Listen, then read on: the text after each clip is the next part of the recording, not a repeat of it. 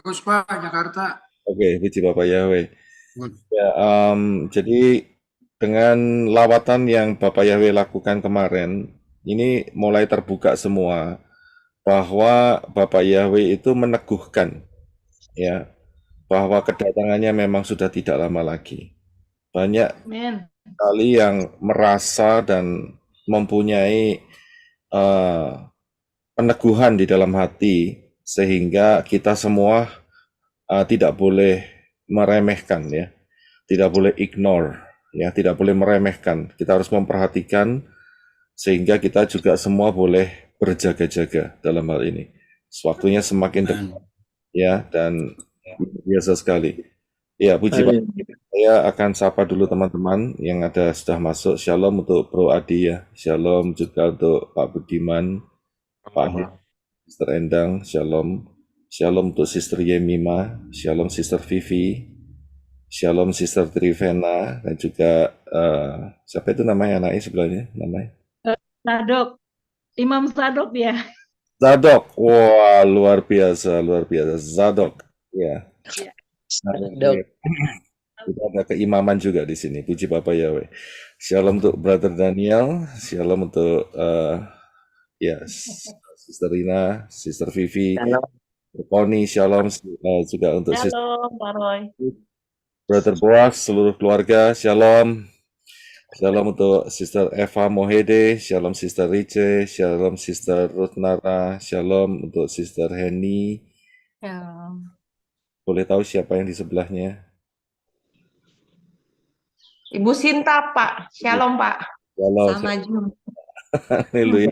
Barangnya jadi nggak buka masing-masing. Iya. Shalom untuk Pak Mahlon, Shalom untuk Shalom Pak Mari. Opiana, Shalom untuk Livia, Shalom, Semuanya. Shalom Sister Jenny, Shalom Pak Edi Halim, Shalom juga untuk ya Ibu Hedi juga Shalom, ya. Shalom untuk Sister Julinda, juga seluruh keluarga yang ada di sini. Shalom. Shalom Sister Eva, juga Shalom semua Arizona. Shalom Sister Yeni Simon. Shalom untuk Pak Edwin. Shalom Pak Judi. Shalom Sister Lily. Shalom. Sister Hadassah Diana. Shalom Sister Kesia. Shalom Sister Tiwi. Shalom Pak Roy. Desi, ya, Shalom Helen, dan juga Shalom Sister Sarah M. Ya, puji Bapak Yahweh. Lawatan Bapak Yahweh luar biasa sekali kemarin, ya, dahsyat. Ada beberapa kesaksian yang harus saya bacakan sehingga menjadi berkat, ya, buat hidup kita masing-masing. Ini dari Sister Sinta dari Jakarta. Agak sedikit panjang tapi nggak apa-apa. Kita akan bacakan. Saya akan bacakan. Shalom Pastor Roy, saya izin kesaksian yang saya alami ibadah Syabat tadi. Tadi waktu masuk sesi doa, saya tidak melihat menorah besarnya, tapi saya merasakan tangan kanan saya bergetar hebat dengan sendirinya. Saat pastor bilang arahkan tangan ke menorahnya, pas pastor bilang ada api turun, saya melihat gambar apinya seperti ini. Seperti ini. Dia kasih gambar api, ya. Dari kecil tiba-tiba membesar dan turun ke atas saya seperti membungkus saya. Lalu saya merasakan panas di tangan dan di dada cukup lama. Juga ada angin bertiup tenang, tapi cukup gede, juga untuk dirasa sampai 3 kali. Terakhir pas signal pastor hilang, terus kembali nyambung, pastor kan ada bilang, terus berdoa dan aktif speak in tongue, ya. Saya coba dan tiba-tiba saya bisa speak in tongue dengan lancar, ya, seolah-olah biasa melakukannya. Saya sempat kaget juga, tapi saya ingat kata-kata pastor, pokoknya jangan dilawan, terima saja. Jadi saya tetap fokus dan makin lancar, pastor. Tapi cuma satu kalimat yang sama doang. Waktu pastor kasih arahan dan saya selalu fokus dengan suara Ibu Adasa Fang Fang, karena saya suka sekali mendengarkan setiap kali Ibu Adasa Fang Fang speak in tongue. Waktu itu saya sambil menjulurkan lidah karena seperti ada permintaan julurkan lidah. Maka dengan iman saya keluarkan lidah kurang lebih 5 menit tanpa doa karena saya sambil fokus dengan suara Ibu Adasa Fangfang. Gak lama pas pastor bilang bicara atau perkatakan apa ia tadi. Nah, itu langsung saya tiba-tiba lancar, pastor. Kaget juga tadi.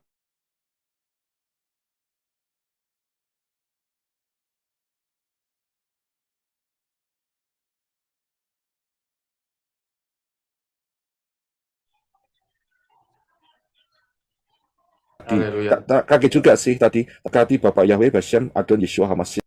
Karena saya ingin mengejar berkat Bapak Yahweh banget pastor. Dan waktu pastor mulai berdoa itu pastor ada bilang pasti dapat apa pasti terjadi gitu deh pastor. Dan itu benar-benar saya imani seperti yang terjadi pengalaman pastor dan Ibu Adasa terima batu itu. Puji Bapak Yahweh Bashem Adon Yeshua Hamashiach. Saya sangat bersyukur dan berterima kasih kepada Bapak Yahweh dalam Yeshua Hamashiach, pada Bapak Pastor dan Ibu Adasa, juga seluruh tim Arizona. Betapa beruntungnya saya bisa mengenal nama Tuhan yang sebenarnya dan mengenal dan bergabung dengan pelayanan Menorah Yosef. Makasih buat Ibu Adasa, karena saya suka sekali nunggu-nunggu bagian pas Ibu berdoa speak in tongue. Meski saya nggak ngerti, tapi ketika Ibu doa speak in tongue, saya selalu mengimani di situ. Pasti ada doa untuk saya juga. Saya sedang didoain biar Bapak Yahweh tahu, saya selalu butuh Bapak Yahweh. Maaf, iya Bu kalau saya salah. Puji Bapak Yahweh, Bashem Adon Yeshua. Sekali lagi banyak terima kasih untuk pelayanan dalam pelayanan Menorah hari ini. Pastor Roy dan Ibu Adasa Fangfang. Shalom. Ya, haleluya. Ya, ya. Terus kemudian juga ada dari Ibu Sumirah. Shalom Ibu Adasa Fangfang. Mengganggu Ibu waktu maksudnya maaf mengganggu ya. Ibu waktu pujian dan penyembahan saya sampai menangis dan saya diperlihatkan ada 2 kaki bersepatu, maksudnya berkasut ya. Hanya sampai ke lutut dan wajah lelaki dan kobaran api tetapi tidak nampak menorahnya. Terima kasih Ibu. Shalom. Ya. Ini adalah penglihatan vision yang dilihat oleh Ibu Sumirah dan saya percaya itu juga ada hubungannya dengan apa yang dilihat Yohanan di Pulau Patmos. Saya lihat di dalam Wahyu pasal yang pertama, Yeshua menampakkan diri kepada Yohanan. Ya, murid Yeshua. Kemudian ada satu lagi sedikit dari Brother Paulus. Dia katakan, ketika Pak Yosef mengatakan, lihat menorah saya disambar dan badan saya bergetar dan tidak bisa saya hentikan. Ya, puji Bapak Yahweh. Ya, jadi pergerakan ruah Yahweh Elohim itu dahsyat, saudara. Lawang setan aja yang niru aja bisa berbuat santet, ya toh, bisa berbuat ini dan itu, ya, mengacau dan sebagainya. Terlebih lagi Bapak Yahweh yang menciptakan alam semesta. Terlebih lagi Bapak Yahweh kita yang menciptakan Syamayim dan bumi ini dan segala isinya. Itu jauh lebih dahsyat. Ya, nah seringkali karena kita tidak terbiasa untuk dipraktekkan, maka sensitif untuk melihat apa yang Bapak Yahweh sudah kerjakan itu hilang.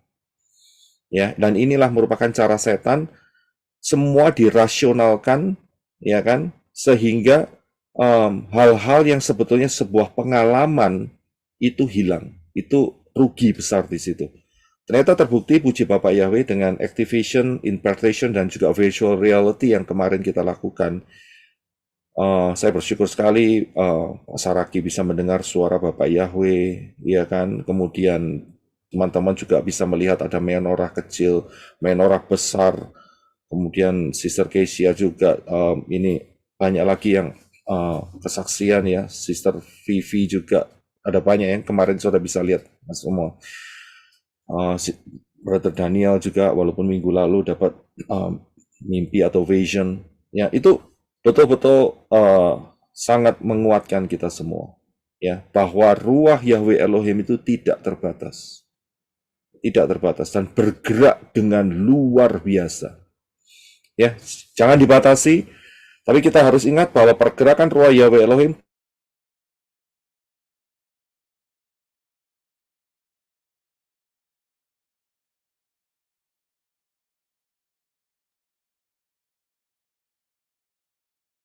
Frozen.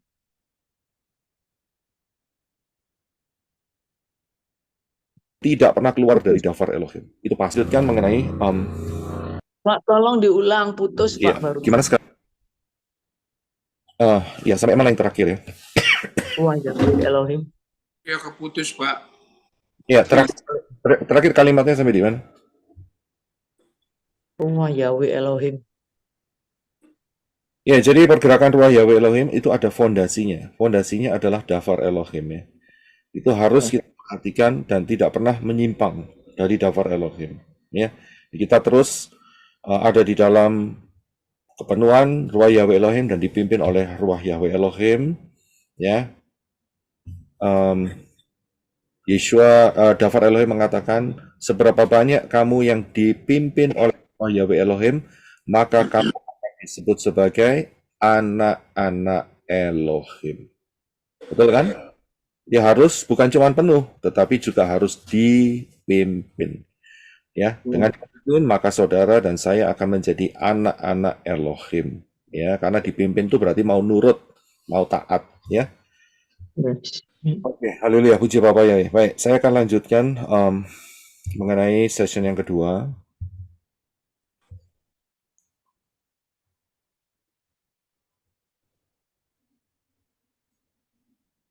Ya. Ya, haleluya. Saya akan lanjutkan mengenai session yang kedua dari pembahasan yang mengenai ruah Yahweh Elohim 7.000 tahun. Seperti biasa kita harus paham bahwa untuk kembali melihat daftar Elohim yang benar, maka kita harus kembali ke akar pola Ibrani yang benar. Ya, karena inilah kuncinya. Dan di dalam akar pola Ibrani yang benar, kita akan kaya raya. Sedangkan di luar akar pola Ibrani yang benar, kacau balau, sedikit saja manfaatnya. Ya, sedikit manfaatnya. Oke, puji Bapak ya. Nah, kemarin saya sudah beritakan bahwa saya akan memfokuskan kepada dua hal. Ada yang mengatakan bahwa peresmian bait suci yang ketiga itu akan dilakukan pada saat Pesah tahun ini. Ya. Dan yaitu opini mereka ya. Akan tetapi ada yang satu grup yang juga memberikan opini yang mengatakan bahwa kalau ini segera digenapi, maka gugur semua pengajaran yang mengatakan rapture dulu, baru masa anti-Hamasya. Ya. Yang saya mau tanggapi adalah mengenai kalimat yang di bawah. Karena kalimat yang di bawah ini, ya, secara langsung itu menembak kepada pengajaran yang di pelayanan menorah. Ya, karena itu saya mempunyai obligation, saya mempunyai kewajiban untuk menjelaskan secara jelas. Karena saya berulang kali mengatakan bahwa kita ini sudah di tahun 2024 dan kita ini mendapatkan pengenalan akan daftar Elohim yang lengkap. Ya, saya akan berikan gambarnya terlebih dahulu. Ini penting sekali, saudara ya. Tanpa peta zaman ini, kita tidak bisa atau tidak mampu untuk membuka rahasia daftar Elohim ya. Ya, jadi ini penting sekali nih. Ya, sebentar ya.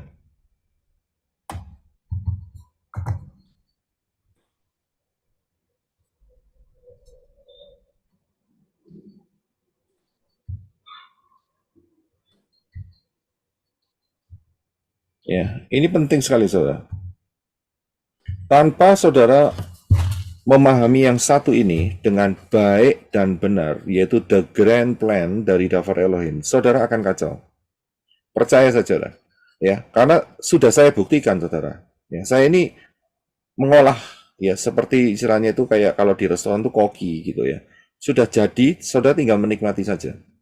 Ya. Dan ini sudah saya buktikan. Ya. Karena ayat-ayat di dalam daftar Elohim itu sudah sering kali saya katakan itu integrated dan punya penempatan khusus masing-masing dan mempunyai pola, yaitu pola yang bisa dibuat sebagai nubuat adalah pola. Kalau semua hal itu tidak diperhatikan, maka pengajarannya kacau balau, saudara. Ya. Nah, statement yang katakan oleh orang-orang di luar sana, kalau saudara mendapatkannya, saya kasih tahu ya bahwa inilah ya statement yang mengatakan, oh gugur semua itu pengajaran rapture dulu baru masa anti Hamas ya. Saya bilang karena mereka tidak memahami dengan baik dan benar ya masalah konsep daftar Elohim, the grand plan-nya, maka itulah akibatnya karena mereka tidak memahami, jadi pikiran mereka itu kacau balau. Pengajaran kacau balau ya, itu yang mereka bisa sampaikan. Nah, saudara semua ya, hati-hati ya. Jangan sampai pikiran saudara dikacaukan ya. Sehingga konsep pemikiran daftar Elohimnya putar balik enggak karu-karuan. Ya, saya bilang siapapun itu orangnya, mau titelnya kayak panjangnya kayak kereta api, atau ada yang namanya evangelis, atau ada yang namanya pimpinan WhatsApp, atau ada yang namanya pastor, pendeta, atau apapun juga gembala. Kalau konsep daftar Elohim yang nggak benar, yang disampaikan pasti kacau balau. Spirit kacau balau yang disampaikan, kalau saudara menerimanya berarti saudara menerima kebohongan. Ya, menerima ajaran dusta. Dan itu kacau balau. Ya, spirit kacau balau itu akan merusak. Ya, itu bahaya sekali, saudara. Ya, ya, keputusan saudara kalau sudah tahu kacau balau masih mau di sana ya akhirnya terbukti apa yang dikatakan Yeshua, orang buta menuntun orang buta, akhirnya sama-sama jatuh dalam lubang. Ya, sama-sama. Ya. Jadi pemimpinnya masuk lubang, ya saudara sendiri yang mengikutin karena menerima spirit kacau balau itu, ya sama-sama masuk lubang, saudara. Ya, jebur, nggak masuk syamayim, ya risiko sendiri. Ya, karena itu, bagaimana supaya tidak dapat spirit kacau balau? Ya keluarlah dari situ. Ya, keluar dari situ. Pakai cara yang telah disediakan oleh Bapak Yahweh dengan prinsip daftar Elohim yang baik dan benar. Ya, sehingga saudara terselamatkan. Ingat loh, masalah pengajaran ini saudara jangan anggap sepele. Masalah pengajaran ini itu berhubungan dengan keselamatan. Ya, dengan keselamatan. Ini penting sekali, saudara. Keselamatan itu urusannya dengan kekekalan, saudara. Ya, bukan cuma setahun, 2 tahun, tidak. Kekal selama-lamanya. Jadi jangan sampai pikiran saya dikacau balaukan dengan pengajaran-pengajaran yang nggak jelas. Asal comot, bikin konsep sendiri, kacau balau. Ya, oke, puji Bapak Yahweh. Telah saya sampaikan. Baik. Jadi kita harus paham ya mengenai the grand plan daripada daftar Elohim ini. Nah, saya akan masuk. Perhatikan kronologi rapture, masa 66, masa 666, Armageddon dan kerajaan 1000 tahun. Saya akan ambil dari pembacaan di 2 Tesalonika pasal 2 ayat 1 sampai 4 dan 6 sampai 8. Ya, kita akan melihat kronologi yang sangat-sangat jelas apa yang dikatakan oleh Rabi Saul, Rasul Paulus, Rasul Paul. Ya, coba kita akan baca. Silakan Brother Henok, terima kasih.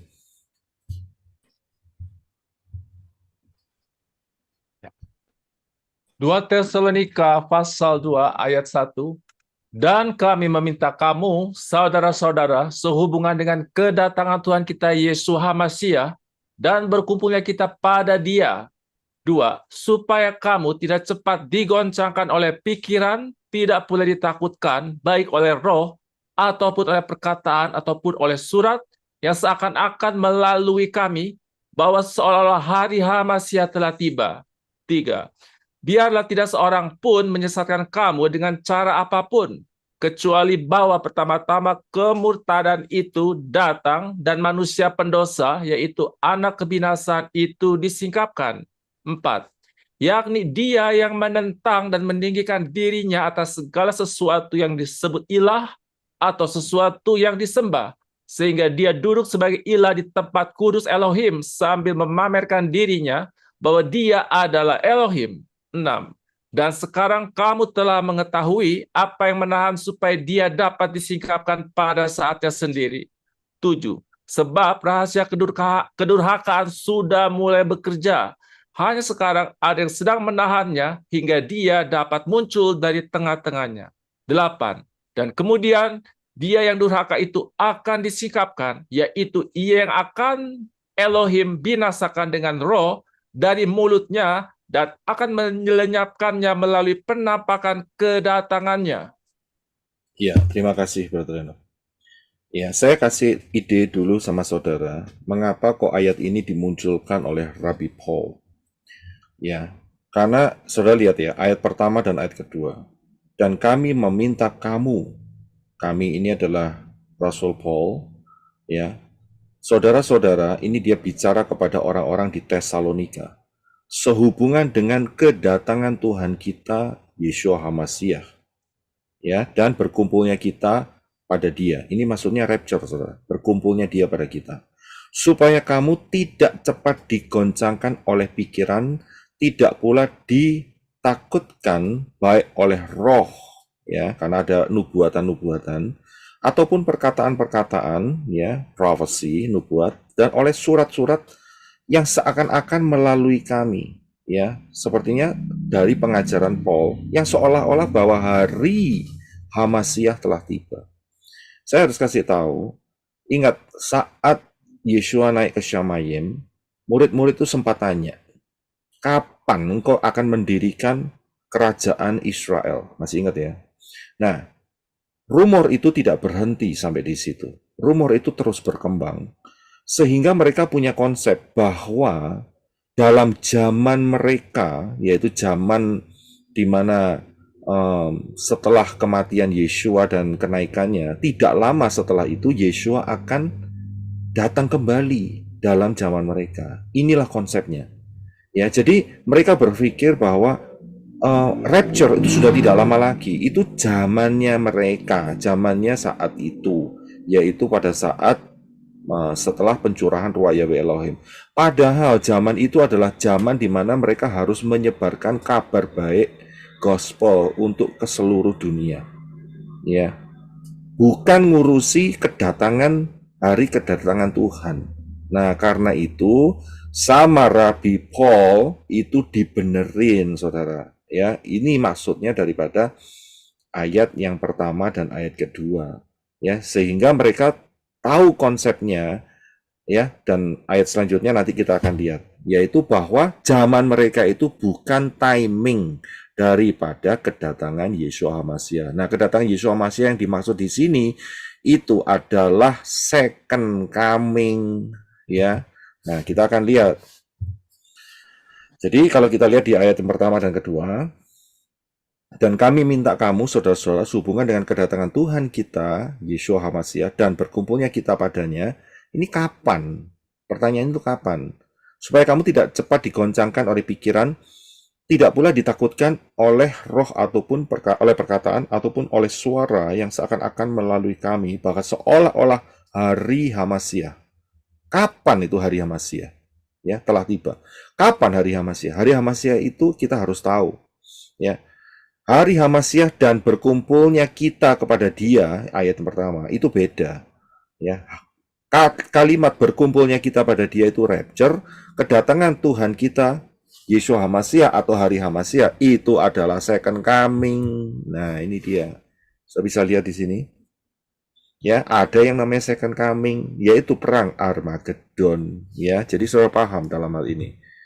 Ya, disinilah yang dimaksud sebagai hari Hamashiach. Ya, hari Tuhan kita Yeshua HaMashiach. Ingat ya, beda dengan hari Yahweh. Siapa yang mau coba menjawab? Apa bedanya? Hari Yahweh itu apa? Siapa yang... Hari Yahweh. Pembala- Hari Hari kemurkaan. penghukuman. Iya. Hari penghukuman, Pak. Ya, jadi terima kasih, ya betul. Jadi hari Yahweh itu adalah hari penghukuman. Kapan dunia ini dihukum? Tidak lain adalah masa anti Hamasiyah. Inilah hari Yahweh, ya. Jadi sudah paham ya. Hari Yahweh adalah masa anti Hamasiyah. Oke, saya akan perjelas ya. Saya akan perjelas. Sebentar ya.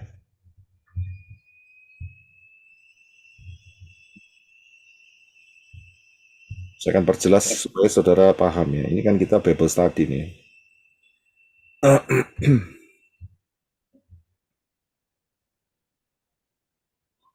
Ya, saya akan taruh di sini. Ini loh yang disebut sebagai hari Yahweh.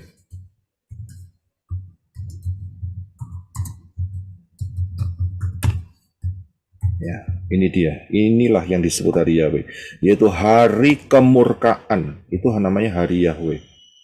Ya, dan murkanya kapan? Yaitu pada masa anti Hamasiyah yang cuma 3,5 tahun saja. Inilah yang disebut sebagai hari Yahweh. Beda dengan hari Tuhan kita Yeshua Hamasiyah yang adalah perang Armageddon, second coming. Ya, jadi saudara paham di sini ya.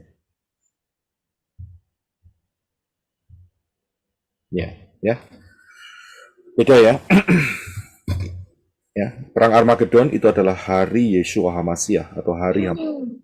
Sedangkan hari Yahweh adalah masa 666. Karena disitulah bumi ini dihakimi oleh Bapa Yahweh. Karena apa? Karena menolak keselamatan yang diberikan oleh Bapa Yahweh di dalam Yeshua Hamasiyah. Ya, paham. Nah, jadi kita tahu bahwa ayat pertama dan ayat kedua itu kapan masanya? Masa hari Hamasiyah itu Armageddon, saudara. Oke, kita lanjutkan yang 3 dan 4.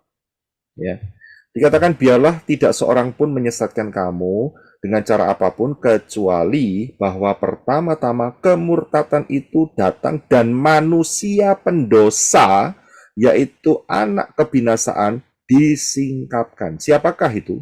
Sudah bisa jawab? Anti Hamasiyah. Anti Hamasiyah, iya, terima kasih, betul. Ya, jadi anti Hamasiyah, the beast, itulah manusia pendosa, anak kebinasaan. Ya, jadi kita tahu ya. Nah, itu harus datang dulu. Ya, harus datang dulu sebelum hari Armageddon, hari Yeshua Hamasiyah. Dan kemudian saat dia datang, ya, dikatakan ayat yang keempat, dan dia, the beast 666, yang menentang dan meninggikan dirinya atas segala sesuatu yang disebut ilah atau sesuatu yang disembah, sehingga dia, the beast, ya, 666, duduk di sebelah ilah, duduk sebagai ilah di tempat kudus Elohim sambil memamerkan dirinya bahwa dia adalah Elohim. Nah, ayat pasal 4 ayat 4 yang bagian terakhir, duduk sebagai ilah di tempat kudus Elohim itu di mana? Saudara tahu jawabannya ya? Di mana? Bait Yerusalem. Bait suci. Bait suci yang ketiga. Ya, jadi kita paham ya. Bait suci yang ketiga, dia akan menduduki di situ. Ya. Nah, terus kemudian ya, sekarang ayat yang ke-6. Dan sekarang kamu telah mengetahui apa yang menahannya, supaya dia dapat disingkapkan pada saatnya sendiri. Atau dalam terjemahan IMB dikatakan, sekarang kamu tahu apa yang masih menahannya, sehingga ia baru akan menyatakan dirinya pada waktu yang telah ditentukan baginya. Sudah bisa lihat, penentuan buat dia adalah sebelum kedatangan Yeshua Hamasiyah. Dan kita tahu bahwa masa 66 itu hanya berapa lama? 3,5 tahun. Nah, disinilah ya kunci yang harus dipegang. Masa anti Hamasiyah itu hanya 3,5 tahun. Pengajar kacau balau yang di atas tadi yang saya sebutkan itu selalu merujuk pada masa anti Hamasiyah itu 7 tahun. Dafar Elohim, firman Elohim tidak pernah menyatakan masa anti Hamasiyah itu 7 tahun. Tidak pernah. Kemudian mereka udal-udal dibagi dua, 3,5 pertama, 3,5 kedua. Mengapa mereka lakukan itu? Karena mereka menolak 3,5 tahun yang pertama telah diselesaikan oleh Yeshua HaMashiach. Dulu saya ada di posisi mereka. Setelah saya tahu kebenaran ini, saya buang. Ya, saya buang, tapi mereka masih pakai sampai sekarang, bahkan mereka koar-koarkan. Ya, jelas saya sudah jelaskan di dalam pengajaran masa 666, 3,5 tahun atau 7 tahun. Sudah jelas sekali pengajarannya bahwa masa 666 hanya 3,5 tahun, nggak pernah disebut 7 tahun. Ya, jadi pengajar-pengajar di luar itu kacau balau, spirit kacau balau jangan diikuti. Ya, simpel sekali, tinggalkan saja. Ya, jangan terpesona dengan spirit kacau balaunya. Mau pastor, mau evangelis lah, mau guru lah, mau apa, rasul lah, mau apa, jangan terpesona. Ya, nah, kemudian kita akan lanjutkan. Jadi ingat ya, masa 66 hanya 3,5 tahun. Kemudian kita lanjutkan ayat yang ke-6. Dan sekarang kamu telah mengetahui yang menahan supaya dia dapat disingkapkan pada saatnya sendiri. Sebab rahasia kedurhakaan sudah mulai bekerja. Hanya sekarang ada yang sedang menahannya. Hingga dia dapat muncul dari tengah-tengahnya. Ya. Saudara tahu pertanyaan ini, maksud saya yang ditanyakan jawabannya apa? Siapakah yang menahannya? Menahan si 666 ini, si The Beast. Ruah Yahweh Elohim. Yang menahan itu jawaban harus tepat, saudara. Yang menahannya adalah Ruah Yahweh Elohim yang tinggal di dalam saudara dan saya. Ini yang menahan. Ya, jadi jawabnya mesti lengkap, saudara. Mungkin panjang tapi nggak apa-apa. Kenapa? Ruah Yahweh Elohim yang tinggal dalam hidup saudara. Karena ini nanti akan ada hubungannya dengan rapture, saudara. Ya, nah jadi kita harus lengkap jawabnya itu. Siapa yang menahan? Ruah Yahweh Elohim yang tinggal di dalam hidup saya dan hidup saudara. Ya, kalau sampai ada yang bertanya, rohnya Bapak Yahweh yang tinggal dalam hidupku itu loh yang nahan, gitu. Ya. Mungkin mereka yang nggak punya ruah Yahweh Elohim berkata kalimat saudara terlalu sombong. Tidak. Ini tidak sombong karena ini sudah dikatakan oleh Yeshua bahwa ruah Yahweh Elohim akan tinggal di dalam hidup saudara dan saya. Betul kan? Bukankah tubuhmu adalah bait Elohim? Ya kan? Benar kan? Nah, itu dia. Jadi jawabnya seperti itu. Nah, jadi kita bisa tahu kapan manusia pendurhaka itu akan disingkapkan, yaitu kalau yang menahannya itu sudah di-remove, sudah diangkat. Diangkatnya kapan? Ya rapture. Jadi setelah rapture, maka masuk masa anti Hamasiah 666. Barulah si The Beast itu, binatang itu, The Beast 666 itu baru muncul setelah rapture. Dan masanya The Beast hanya selama 3,5 tahun. Jadi kalau sampai hari ini bait suci mau didirikan, puji Bapak Yahweh, ya bukan berarti karena kita melihat, wah kembali lagi ke pola sebelum Yeshua. Bukan, puji Bapak Yahweh itu karena kita sudah sangat dekat dengan rapture. Itu ya puji Bapak Yahweh. Gak ada urusannya dengan ibadah penyembelihan domba di Yerusalem. Kita tidak boleh ikut-ikut. Itu nanti namanya menginjak-injak darah Yeshua HaMashiach. Kita tidak mau. Kita mau darah Yeshua HaMashiach itu manunggal, melekat di dalam kehidupan kita. Ya, bukan diinjak-injak. Ya, benar ya. Jadi kita harus tahu. Ya. Ya. Jadi 666 anti Hamasiah akan muncul saat saudara dan saya di rapture. Jadi jangan pernah saudara cari-cari, kira-kira ini siapa yang jadi anti Hamasiah. Percuma, buang-buang energi. Lebih baik saudara cari perkenanan Bapak Yahweh, lihat Yeshua Hamasiah yang akan mengangkat kita semua. Nggak perlu bingung. Sorry. Nggak perlu bingung, sopo iki sing bakal jadi anti Hamas ya. Buat apa? Oh, kita nggak bakal ketemu sama dia kok cari-cari. Nek mau ketemu ya siapa yang mau selfie? Ayo, ya kan? Mau selfie ya silahkan. Berarti saudara nggak ikut rapture gitu loh. Ya, jadi konsepnya itu sederhana, saudara. Ya. Nah, saudara bisa lihat kapan rapture-nya. Nah, kalau saudara lihat kapan rapture-nya, ikutin dua pengajaran saya, yaitu Shemitah, Cycle, dan Rapture. Saudara harus pahami itu, dan juga kemudian rahasia 1290 hari dan 1335 hari. Sudah saya ungkapkan berdasarkan pola Shemitah, kita waspada 2 tahun lagi, ya, awal 2026 atau akhir 2025.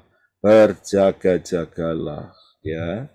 Nah, kemudian kalau kita lihat ayat selanjutnya, ayat 8, dan kemudian dia yang durhaka, siapa? The Beast 666, itu akan disingkapkan, yaitu ia yang akan Tuhan binasakan dengan roh dari mulutnya, dan melenyapkannya melalui penampakan kedatangannya. Atau dalam IMB dikatakan, maka si pendurhaka itu akan dinyatakan, tetapi Tuhan akan membinasakannya dengan nafas mulutnya dan melenyapkan dia, melenyapkannya pada saat dia, yaitu Yeshua Mashiach, datang kembali. Kapan? Tidak lain adalah Armageddon. Ya kan?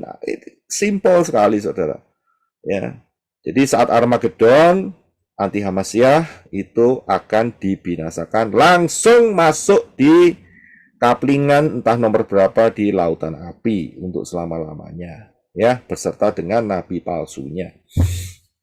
Jadi sangat-sangat jelas, ya, sangat-sangat jelas. Jadi jangan ikutin, ya, spirit kacau balau, ya, jangan terpesona dengan seolah-olah menampilkan pola Ibrani, ya, dengan menorah, dengan tabut perjanjian, dengan ya apapun, tetapi di dalamnya ada spirit kacau balau. Hati-hati ya, saudara, jangan ketipu dengan ornamen-ornamen seperti itu. Saya pakai menorah, ya, saya pakai menorah, saya pakai huruf-huruf Ibrani, saya pakai juga kemah suci, dan juga untuk tabut perjanjian. Tapi saudara bisa melihat apa yang saya sampaikan itu tidak pernah ayat-ayat Dafar Elohim itu bertentangan satu sama lain. Semuanya sinkron dan integrated satu sama lain di dalam posisi yang luar biasa, ya, sehingga mudah untuk dipahami, mudah untuk dimengerti, ya, dan saudara boleh menikmati, dipersiapkan untuk menjadi mempelai Yeshua HaMashiach, ya, paham ya? Haleluya. Nah, sekarang saya mau tanya sama saudara terlebih dahulu. Sebelum saya lanjutkan, ya, saya mau tanya sama saudara terlebih dahulu.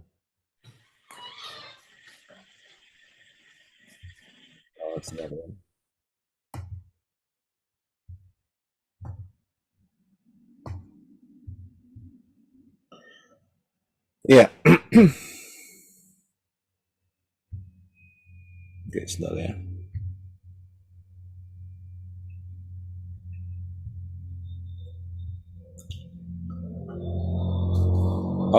Saudara paham kan saat nanti di dalam kerajaan 1000 tahun saudara akan ditempatkan oleh Bapak Yahweh dalam posisinya masing-masing. Ya, saya mau tanya, saudara kepingin posisi yang tinggi atau posisi yang rendah? Yang tinggi, Pak Roy. Yang tinggi, Pak. Pas. Yang sesuai aja dengan kemampuan yang ditetapkan Bapak Yahweh. Yang tinggi, Pak. Loh, ini bukan Bapak Yahweh loh yang nentuin, ya. Ini pertanyaan terbuka loh. Bahkan Yeshua sendiri yang menanyakan, ya kan? Kamu mau yang tertinggi atau yang terendah? Tinggi. Tinggi. Tinggi, Tinggi, Pak. Pak. Tinggi. Oke. Kalau yang Pak. tinggi ragu, Pak. Tapi kalau yang rendah ya seperti Yohanes Pembaptis, ragu-ragu. Iya. Iya. Ya, oke, kita akan lanjutkan. Ya, oke, baik. Pak Yosef Roy. Ya, silakan. Pak Yosef Roy, mohon maaf Pak Yosef Roy. Ini tadi Pak Yosef Roy menjelaskan maka si pendurhaka itu akan dinyatakan, tetapi Tuhan akan membinasakannya dengan nafas dari mulutnya dan melenyapkannya pada saat dia datang kembali. Ya. Kapan itu? Yaitu pada masa Harmagedon. Ya. Ya, dan Pak Yosef Roy bilang tadi, mohon maaf, dia akan dilemparkan ke lautan api. Betul. Bukankah belum, Pak Yosef Roy? Oh, kita harus paham. Ya. Dilemparkan ke lautan api bukankah setelah kerajaan 1000 tahun, Pak Roy? Tidak. Ya, kita harus paham karena ada ayatnya, ya, yaitu di dalam Wahyu. Ini sorry ya, suara saya habis nih ya. Kemarin sangat luar biasa sekali, Haleluya. jadi saudara sabar sedikit ya. Suara saya agak sedikit. Oke, ya. Jadi penghuni pertama daripada siapa itu namanya, lautan api, ya, itu sudah diputuskan oleh Bapak Yahweh, ya, sudah diputuskan. Bukan untuk orang-orang yang setelah kiamat, bukan. Ya, berarti sekarang ini lautan api itu sudah ada. Sekarang ini. Ya. Ayatnya coba dibaca di dalam Wahyu pasal yang ke-19.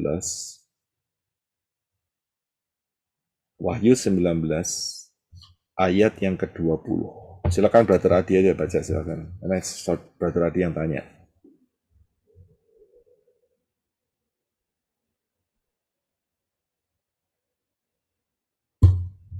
Wahyu 19 ayat 20 ya, Pak Roy. Ya.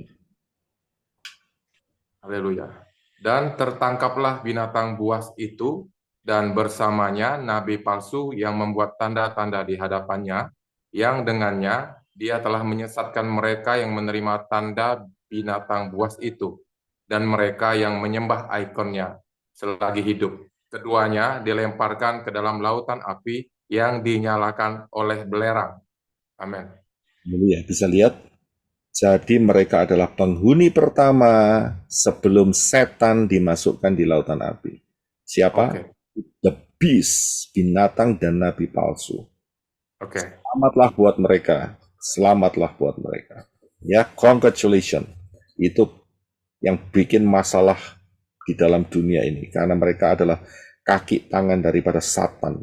Ya, itu dia. Tapi kita nggak perlu tahu siapa yang bakal jadi. Karena toh kita juga di rapture, jadi kita tidak akan berhadapan dengan mereka, ya. Tapi grup yang lain yang berkata, oh nanti kita harus menghadapi masa kesulitan dan dimurnikan dulu. Saya bilang silahkan menikmati, silahkan selfie, ya, silahkan untuk posting di Instagram dan juga di TikTok, ya, silahkan untuk menikmati ketemu dengan si anti Hamasya. Ya, tapi untuk saya tidak, ya. Orang Pak rapture Pak kita Pak. Untuk kita tidak, karena janji Bapak Yahweh, dosa-dosa kita sudah dihakimi. Kapan? Kapan dosa kita dihakimi? Kapan kita dihakimi? Sekarang, Pak. Saat kita menerima Yeshua Hamasya, dosa kita ditransfer. Haleluya. Kalau mereka percaya, mereka menghadapi anti Hamasya, berarti mereka percaya dosanya tidak ditransfer. Kan? Karena itu mereka menerima murka Elohim. Nah itu dia. Bagi mereka yang percaya, ya silahkan. Ya, sangkakala ke-7 adalah sangkakala yang terakhir yang ada di dalam masa anti Hamasya. Silahkan. Ya, silahkan menikmati dengan kenyamanannya 666, ya, sembelih kamu. Ya. Mereka pedomannya itu Matius 24, Pak. Jadi Matius 24 itu dari ayat 1 sampai seterusnya itu terjadi pada saat ini gitu. Padahal Bapak terangkan kan rentang waktunya ayat sekian sampai ayat sekian dari zaman ini, ayat sekian sampai ayat sekian zaman ini gitu. Jadi mereka bulat-bulat ayat 1 sampai sekian itu terjadi sekarang ini gitu. Itulah kekeliruannya. Betul, Sister Welda. Yang mereka percayai adalah Matius 24 dan mereka telan bulat-bulat. Salah.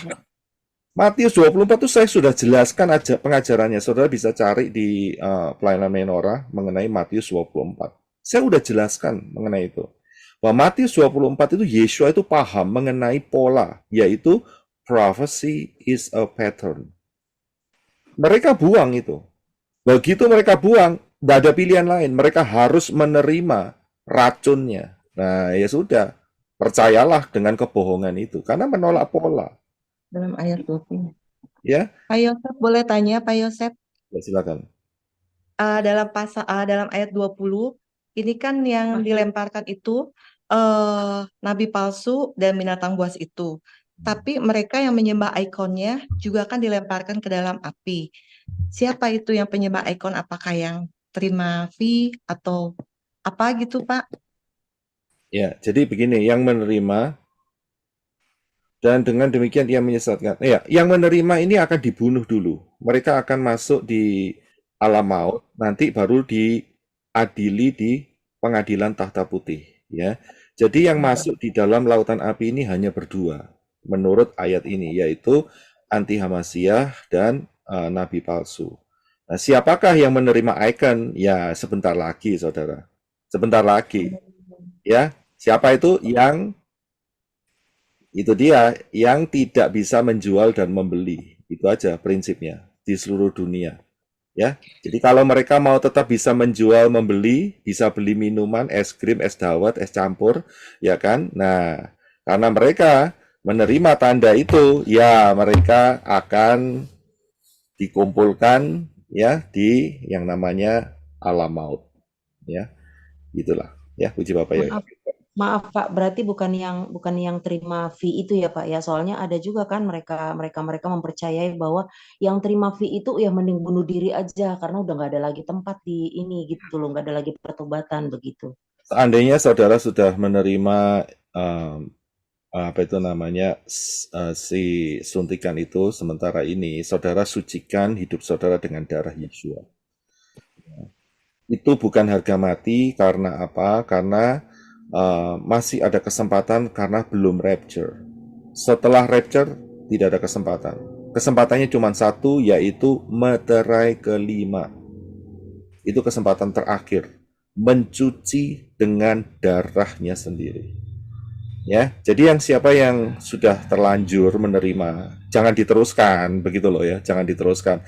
Yang sudah terlanjur menerima stop ya, dan minta darah Yesua menyucikan tubuh saudara, yaitu dengan makan tubuh Yesua dan minum darahnya.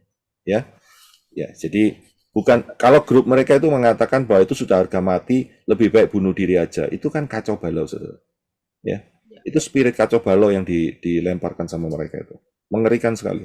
Ya, jangan diikutin mereka. Oke, terima kasih ya untuk. Pak Yosef, Pak, mau tanya, boleh? golongan nabi palsu ini yang siapa Pak? Kalau DBS kita tahu Lucifer, tapi golongan nabi palsu ini yang mana Pak? Oke, nabi palsu ini adalah golongan, ingat ya, nabi itu berhubungan dengan Elohim. Jadi inilah adalah petinggi-petinggi agama. Pengajar ya. Ya, pengajar, petinggi-petinggi agama, ya kan, yang pakai topinya mulutnya ikan, lemak ikan, sudah tahu, ya itu dia. Terima kasih Pak. Pak Yosef, jadi yang masuk nanti di masa 1000 tahun berlaku, yang masuk ke lubang yang tanpa alas itu yang mana Pak? Ya, yang masuk dalam lubang tanpa alas itu adalah grup Satan, roh-roh jahat. Ya, memang diwakili oleh Satan, diwakili. Ingat ya, Satan itu nggak cuma satu. Kalau cuma satu kecapean dia, pasti satu grup. Ya, satu grup. Oke, jadi yang maksudnya masuk di lubang tanpa alas itu adalah grup Satan, sedangkan yang dilemparkan ke lautan api itu adalah para petingginya gitu ya? Nah, yang dilemparkan api adalah anti Hamasyah dan nabi palsu. Oke, makasih Pak Yosef. Terima kasih. Oke, haleluya. Saya akan lanjutkan ya. Ya, baik.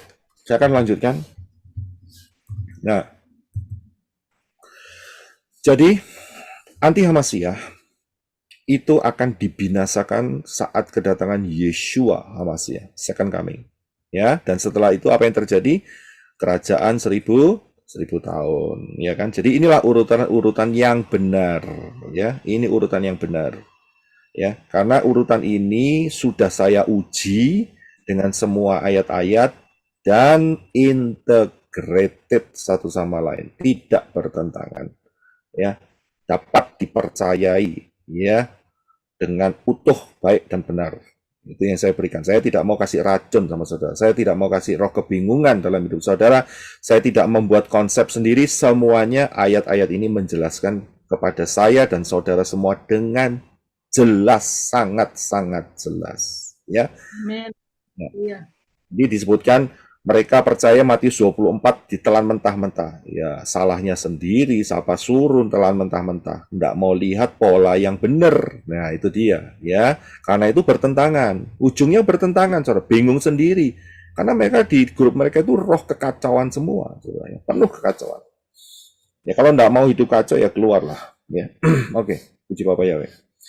Nah, saya akan lihat mengenai fase yang ketiga Ruach Yahweh Elohim. Ya, kemarin kita sudah bahas fase yang kedua, 1 dan kedua. Saya berikan ayat-ayat ini ya. Coba saudara jawab ya. Kapan ayat-ayat ini digenapi? Silakan. Brother Henok, silakan untuk baca. Terima kasih.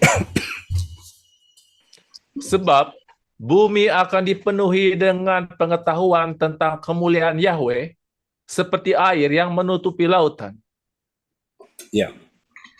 Kemudian pertanyaannya adalah kapan ayat ini digenapi? Coba tunjukkan sama saya. Kerajaan 1000 tahun. Ya, saya tampung dulu kerajaan 1000 tahun. Ada lagi? Zaman Noah, Pak. Zaman Noah. Zaman Noah? Oke, kita tampung. Ada lagi? Saya kira sekarang ya Pak ya. Sekarang? Pemulihannya dinyatakan. Segala pemulihan kan. Dalam pemulihan, oke. Ya, ada lagi? Ya, kita dapat 3 jawaban. Kerajaan 1000 tahun. Ya, kita dapat 3 jawaban. Zamannya Noah. Ya, oke. Pak Roy, Ya, silakan. Pak Saragi bilang sekarang, Pak. Sekarang, oke. Ya. Ayo, kita akan lihat. Kita tutup dulu ya, mute semua ya, supaya jelas ya. Kasihan yang di YouTube kadang-kadang kita tabrakan, suara enggak kedengaran. Baik, kita akan lihat ayat ini. Sebab bumi akan dipenuhi dengan pengetahuan tentang kemuliaan Yahweh seperti air yang menutupi lautan. Ya, kita harus ingat zamannya Noah memang air itu meluap, tapi ayat ini tidak berbicara mengenai zamannya Noah. Ya kan? Dan zaman Noah, ya, orang-orang dikasih pengetahuan tentang keselamatan, mereka menolak. Nah, berarti mereka ya tidak dipenuhi dengan pengetahuan tentang kemuliaan Yahweh. Jadi gugur, ya. Kemudian ada yang menjawab zaman sekarang. Dan yang terakhir zaman kerajaan 1000 tahun. Coba kita lihat. Kalau zaman sekarang, saudara pergi ke Langgar. Saudara tahu Langgar ya? Bukan melanggar, tapi langgar. Saudara tahu ya? Masjid kecil. Saudara, Ya Pak. ya, ya, musola atau apapun, ya, atau kuil atau apapun. Saudara ke sana, kemudian saudara tanya, kamu tahu enggak siapa Yahweh? Ayo. Terus, kamu tahu enggak siapa Yeshua? Jawabannya adalah Tidak. Iku, ya kan? Nah, nggak ngerti kan? Mboh, Pak, mboh. Ya kan? Ya kan? Nah, sekarang pertanyaannya kita kembalikan lagi di ayat ini. Bumi akan dipenuhi dengan pengetahuan. Pengetahuan tentang apa? Tentang Yahweh dan kemuliaannya. Berarti mereka nggak tahu. Berarti ayat ini bukan untuk hari ini. Saya bisa lihat. Jadi ayat ini berlaku untuk kerajaan 1000 tahun. Ya, paham ya? Oke, ayat kedua. Silakan Brother Henok untuk baca. Silakan. Agak. Yeremia pasal 31 ayat 33. Tetapi ini akan menjadi perjanjian yang aku ikat dengan keluarga Israel setelah hari-hari itu, firman Yahweh. Aku akan meletakkan Torahku di dalam batin mereka, dan aku akan menuliskannya di dalam hati mereka, dan aku akan menjadi Elohim mereka, dan mereka akan menjadi umatku. 34.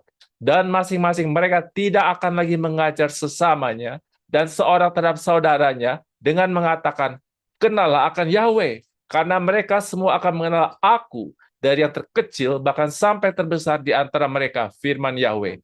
Karena aku akan mengampunkan kesalahan kepada mereka dan tidak akan mengingat dosa-dosa mereka lagi. Iya, terima kasih. Pertanyaannya, ayat ini berlakunya kapan? Masa 1000 tahun. 1000 tahun lagi. 1000 tahun, Pak. 1000 tahun lagi. Jelas kan ya? Nah, luar biasa. Berarti saudara sudah banyak yang mulai paham. Saya bersuka-cita. Ya, luar biasa. Saudara sudah bisa melihat potongan-potongan ayat dengan menempatkan pada posisi yang benar. Walaupun ini yang ngomong Yeremia loh. Yeremia itu hidupnya itu kalau tidak salah sekitar 600-700 tahun sebelum Yesua. Berarti sekitar 2600-2700 tahun yang lalu, saudara. Tapi saudara bisa melihat ayat ini belum tergenapi. Kenapa? Karena kita belum dalam kerajaan 1000 tahun. Ini ayat masa depan, begitu loh. Ya.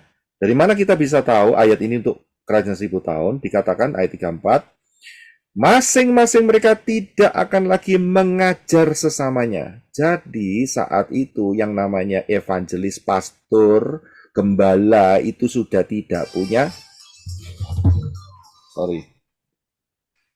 sudah tidak punya kedudukan lagi. Saudara bisa lihat di situ.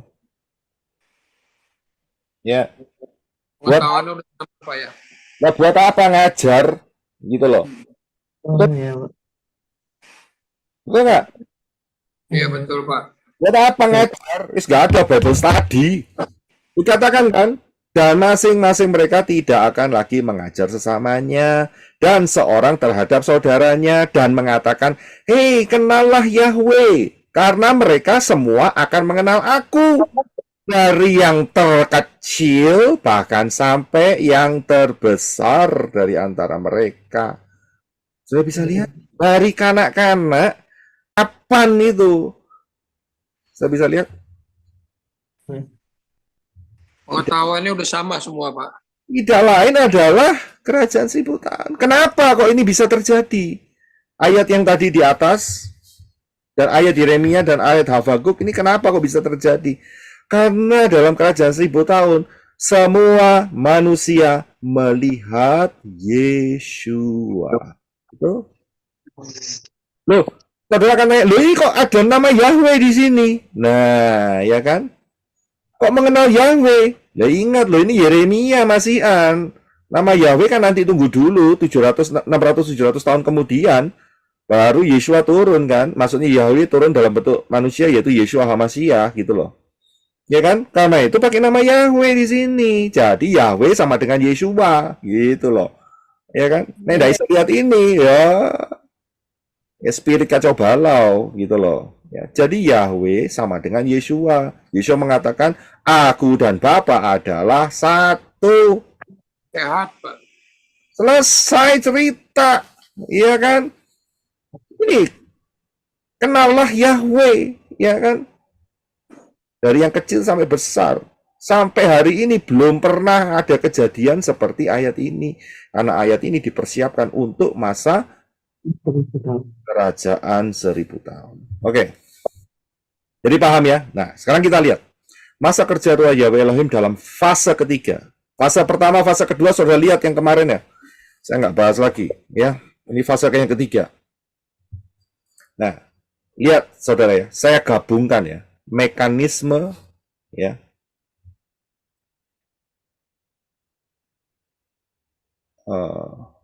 Oke, ini kok tempat saya ada tulisan preparing live streaming ya. Saya cek dulu bentar. Kenapa ini? Tempat kita enggak ada, Pak. Di YouTube gimana nih? Jalan nggak nih? Enggak ada, Pak. YouTube jalan, Pak. YouTube jalan? YouTube jalan, Pak Roy. Iya, dan di screen kita enggak ada tulisan itu.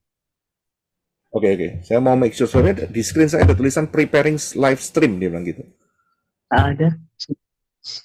Oke. Enggak ada, Pak. Kita enggak ada lihat, Pak. Oke, puji Bapak. Saya lanjutkan ya. Saya lihat ya, kemarin kita bahas mengenai fase pertama dan fase kedua. Masa kerja Ruah Yahweh Elohim. Dan saya gabungkan mekanismenya itu model kayak gini. Saudara sudah anggap ya, saudara understand, mengerti ya. Karena kita sudah bahas kemarin. Nah, saya langsung aja. Di fase pertama ini, manusia daging ada enggak? Ada. Setan ada enggak? Ada. Darah Yesua Belum ada. belum ada. Ruah Yahweh Elohim, prinsipnya, cara kerjanya bagaimana?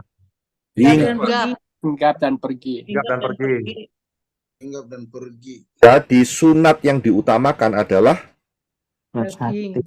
fisik. Daging. Ya. Yang berikutnya, fase kedua. Manusia daging ada enggak? Ada. Setan ada enggak? Ada. Ada. Kemarin nogo lewat mau ngaco tak usir gitu. Wah ya, usir ya kan? Iya. Terus sampai internet tidak karu-karuan kemarin. Ya kan? Kemudian darah Yesua ada enggak dalam fase kedua? Ada. Ada. Elohim gimana? Ada, Pak. Dwelling. Ya, itu ayatnya Yohanes 14 ayat 16 sampai 17. Sunat. Bagaimana? Sunat hati. Perlu lagi, Pak. Sunat hati.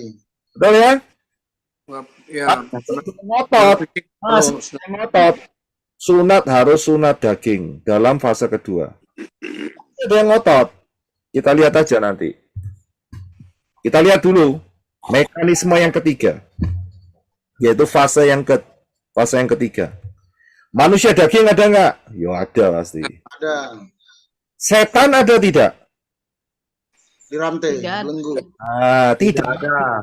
Dibelenggu tanpa alas, betul ya? Darah Yesua ada nggak? Ada. Ada.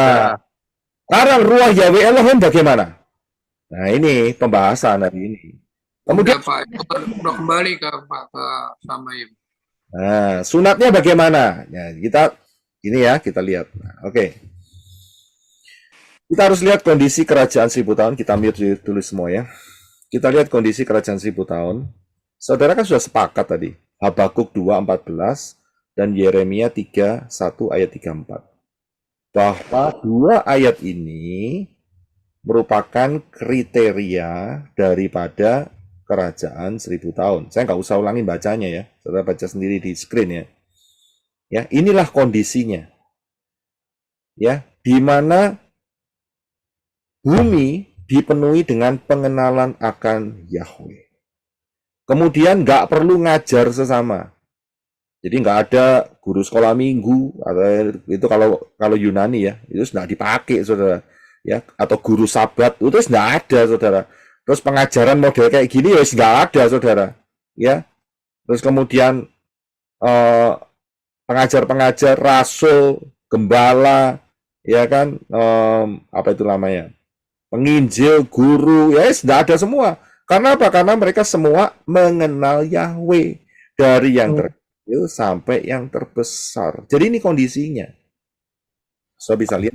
Nah, dari kondisi ini kita bisa melihat, ya, saudara bisa pelajari bahwa kerajaan Israel itu adalah, kerajaan 1000 tahun itu adalah kerajaan Israel. Ingat ya, kerajaan 1000 tahun itu bukan kerajaan Kristen, bukan. Kerajaan 1000 tahun itu bukan kerajaan sekuler, bukan. Kerajaan 1000 tahun adalah kerajaan Israel, rajanya adalah Yeshua Hamashiach. Ya, saudara paham ya? Yeshua Hamashiach. Jadi ini kerajaan Israel, bukan kerajaan kekristenan, ngaco itu namanya, ya, paham ya? Nah, Di dalam kondisi kerajaan 1000 tahun ini, ruah Yahweh Elohim sudah lagi tidak hinggap dan pergi, betul kan? Dan juga tidak tinggal lagi dalam manusia. Kita bisa lihat karena apa? Karena setan tidak ada, karena dibelenggu. Saya bisa lihat setannya udah tidak ada. Tapi daging manusia ada, karena itu dalam kerajaan 1000 tahun dijalankan dengan sistem pemerintahan tongkat besi dan periuk. Ya, sekali lagi saya ulangi, supaya saudara betul-betul paham. Ya, kondisi kerajaan 1000 tahun, ruah Yahweh Elohim tidak seperti fase pertama, hinggap pergi, hinggap pergi, hinggap pergi. Tidak. Dan juga tidak seperti fase kedua, kita di fase kedua, yaitu tinggal, dwelling dalam hidup kita. Tidak. Ya, karena apa? Alasannya karena setan sudah tidak ada. Itu alasannya. Jadi dibelenggu setannya. Ya kan? Tidak ada setan. Tapi daging manusia masih ada. Karena itu kerajaan 1000 tahun akan dijalankan satu sistem pemerintahan, yaitu tongkat besi dan periuk. Ya. Ini penting untuk dipahami. Nah, ayatnya di mana? Wahyu 2 ayat 27. Silakan Brother Henok.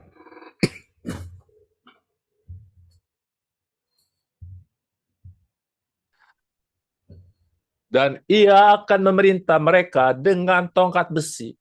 Mereka akan diremukan seperti tembikar tukang periuk, sama seperti yang kuterima dari Bapakku. Ya, terima kasih.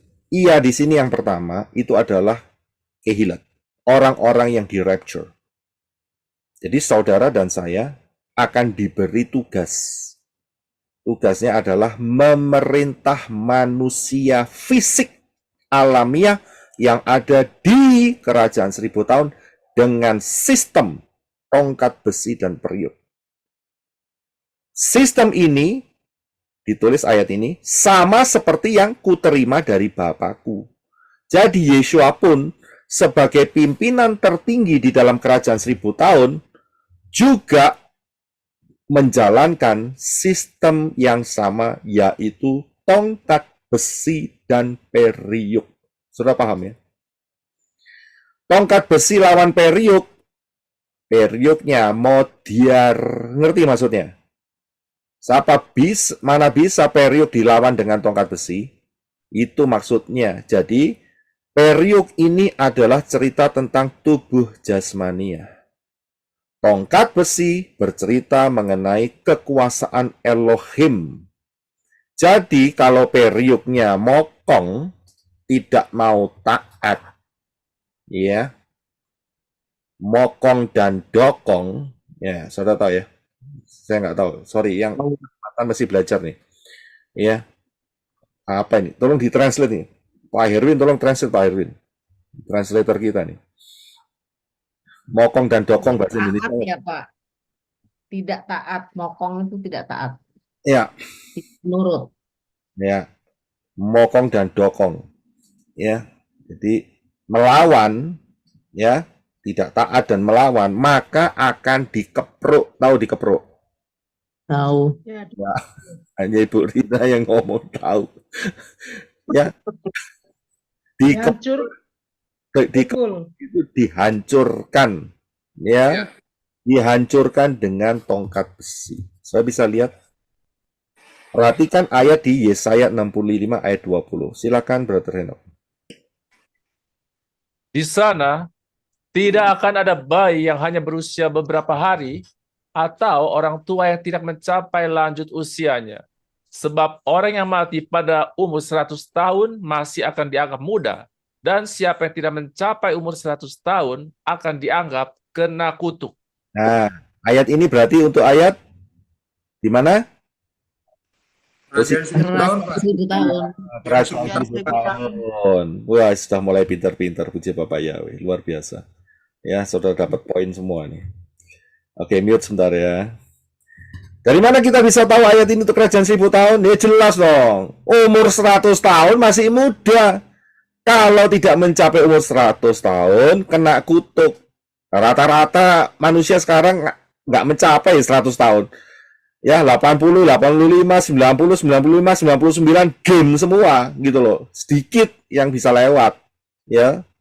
Saya bisa lihat, tapi itu pun sudah tua-tua banget gitu loh, kalau sudah 100 tahun. Tapi ini dikatakan ayat ini, orang yang dianggap muda itu adalah yang usia 100 tahun, saudara.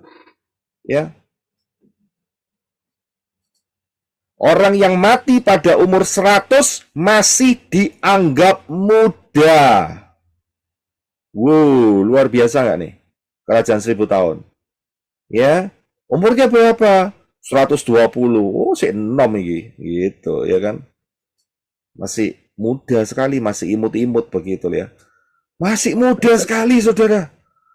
Bayangkan umur 120 tahun hari ini, saudara berani ngomong, aduh mak, kok embut-embut mak, imut-imut mak, ya. Iya enggak kan ya. Peyok kabeh kan, bener kan? Ya kan? Is mengkeret semua badannya ya kan? 120 tahun. Ada yang nggak di sini 120 tahun? Nggak ada. Ada yang mau nggak? Ya. Nggak ada, nggak mau. Doain. Nggak mau, nggak mau rapture, Pak. Mau rapture bentar lagi, Pak. Ya. Saya tidak mau dijebak, Pak. Nggak mau dijebak. Bahkan Pak John. Saya bisa lihat 100 tahun itu masih muda loh, saudara. Luar biasa nggak nih? Kapan dalam sejarah manusia 100 tahun ini masih dianggap muda? Ya pernah, sebelum zamannya air bah. Itu yang pertama. Betul kan? Umur manusia mencapai 777, 950, 800, 963. Betul kan? Ratusan tahun, saudara. Bayangkan, saudara, ini akan dikembalikan lagi loh. Dalam waktu 6 tahun ke depan, saudara. Cepat, saudara. Coba saudara pikir nih. Ya kan? Luar biasa. Nah, kenapa kok mati? Ya, matinya di usia 100 kena kutuk. Kutuk apa ini? Pertanyaan kan begitu. Dianggap kena kutuk. Kutuk apa? Yaitu satu cuman jawabannya. Yaitu karena tidak mentaati Torah. Saya bisa lihat. Tidak mentaati Torah dalam zaman kerajaan 1000 tahun. Dikepruk sama tongkat besi. Periuknya ambior, hancur. Saudara ngerti? Jadi saat kerajaan 1000 tahun, kalau tidak mentaati Torah, maka akan dihancurkan, diremukkan dengan tongkat besi. Dan periuknya hancur lebur. Saudara bisa lihat di sini.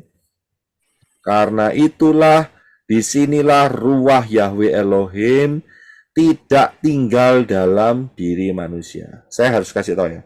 Bersyukurlah saudara dan saya, ya, di mana kita ini hidup di dalam fase yang kedua. Mengapa? Mengapa kita harus bersyukur? Coba saudara, siapa yang mau jawab? Kenapa kita bersyukur di fase kedua, tidak fase pertama dan fase ketiga? Iya Pak Roy, karena Wah, Yahweh Elohim ada tinggal di dalam diri kita. Amin. Ya, terima kasih. Itu jawabannya. Saudara dan saya disebut sebagai manusia Elohim. Fase pertama tidak pernah disebut manusia Elohim. Karena ruah Yahweh Elohim hanya hinggap dan pergi, hinggap dan pergi. Fase yang ketiga dalam kerajaan 1000 tahun, ruah Yahweh Elohim tidak hinggap dan pergi dan tidak tinggal dalam manusia. Karena itu tidak bisa disebut sebagai manusia Elohim. Saudara dan saya adalah top of the line. VVVVIP. Amen. Very, very, very important. Amin, amin. Ini hanya terjadi di fase yang kedua. Tidak di fase pertama, tidak di fase yang ketiga. Saudara bisa melihat hal ini? Bersyukurlah kita menjadi anak-anak Elohim. Ya. Karena itu prinsip ini penting sekali. Dan banyak sekali setan mengecoh Sehingga mereka tidak menyadari bahwa di dalam dirinya ada ruah Yahweh Elohim. Gitu loh. Ya, luar biasa. Ruah Yahweh Elohim sudah tinggal dalam hidup saudara. Ayo sama-sama katakan, ruah Yahweh Elohim Yahweh Elohim. sudah tinggal Dan tinggal dalam hidup saya. Dalam hidup saya. Amin. Amin. Ya, ini penting, ini pahami. Level kedua ini anugerah loh. Anugerah. Saudara enggak pernah mikir ya? Kenapa kok saudara tidak dilahirkan zamannya Raja Salomo begitu? benar. Nggak enak, Pak. Nggak enak. Walaupun sebetulnya dikatakan di sana emas dan perak itu seperti batu. Tapi seenakan AC. Iya, Pak. Saudara punya listrik, punya AC, punya internet, enak saudara. Ya kan? Rumahnya bersih, nggak ada bau tai kebo, tai kuda, tai kambing, nggak ada kan? Wangi, ya kan? Zamannya Salomo, walaupun seperti itu, perginya kan mesti pakai kuda, saudara. Saudara, Bau bangke, Pak. Bau bangke. iya kan? Kambing domba. Iya, bersyukur. Kita ini top of the line loh. Bersyukur loh. Ini Bapak Yahweh punya anugerah buat saudara dan saya. Oke, saya akan lanjutkan sedikit lagi. Ya. Kita mute dulu ya, supaya nggak overlapping suaranya. Ya, oke. Nah, jadi kita sudah melihat bahwa ruah Yahweh Elohim tidak hinggap dan tidak dwelling dalam masa kerajaan seribu tahun. Pertanyaan kedua yang belum selesai adalah bagaimana dengan sunat? Nah, siapa yang mau jawab nih? Bagaimana dengan sunat? Saya, Pak. Silakan. Nggak perlu Pak, sunat daging, sunat hati. Gimana? Sunatnya umur 8 hari, Pak. Soalnya itu kan Torah. Bagaimana dengan sunat kerajaan 1000 tahun? Kembali ke Torah, Pak. 8 hari. Yang dari Kita yang ikut memerintah nggak perlu, Pak. Tapi mungkin kalau manusia, Ya jelas manusia dengan tubuh kemuliaan disunat ya piye toh, Pak?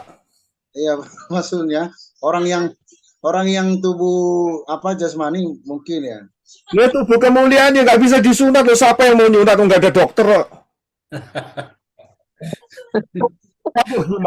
Bukan maksudnya yang kita perintah itu, Pak, manusia di bumi yang masih jadi kita lagi ngomong soal manusia-manusia yang ada dalam kerajaan 1000 tahun di fisik, dunia fisik ya. Nah, ini bagaimana soal sunat? Tadi yang fase pertama sunat daging. Fase kedua sunat hati.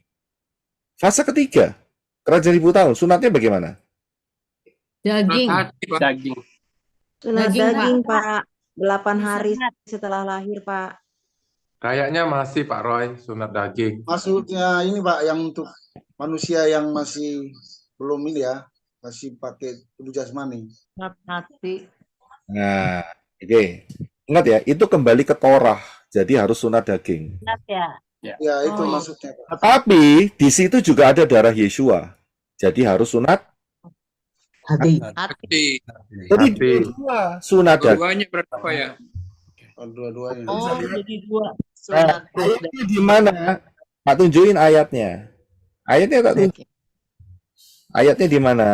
Ayatnya ada di Yehezkiel. Yehezkiel 44 ayat 6 sampai 7. Ini ayatnya. Silakan Brother Henok. Katakanlah kepada pemberontak, yakni kepada keluarga Israel, beginilah Tuhan Yahweh berfirman, hai keluarga Israel, cukuplah semua kekejian yang kau lakukan ketika kamu membawa masuk orang-orang asing, orang-orang yang tidak bersunat hatinya dan tidak bersunat daging ke dalam ruang suciku, lalu mencemarkannya. Ketika kamu mempersembahkan rotiku, lemak dan darah pada baitku, dan hal-hal itu telah melanggar perjanjianku oleh segala kekejianmu. Ya, terima kasih.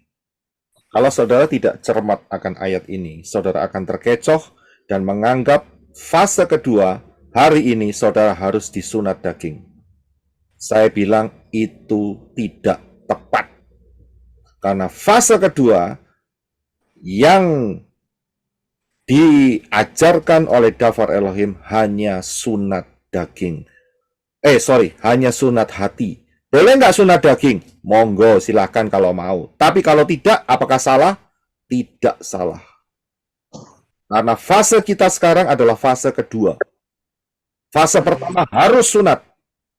Harus, fase pertama. Fase kedua adalah sunat hati. Tetapi fase ketiga, ingat ya, kita harus lihat ya, fase 1, 2, dan 3, saudara harus pahami dulu. Fase ketiga adalah kerajaan 1000 tahun, harus disunat dua-duanya. Yaitu dan hatinya. Kenapa? Karena dagingnya karena kembali kepada Torah, hatinya karena saat itu ada darah Yeshua. Jadi dua-dua.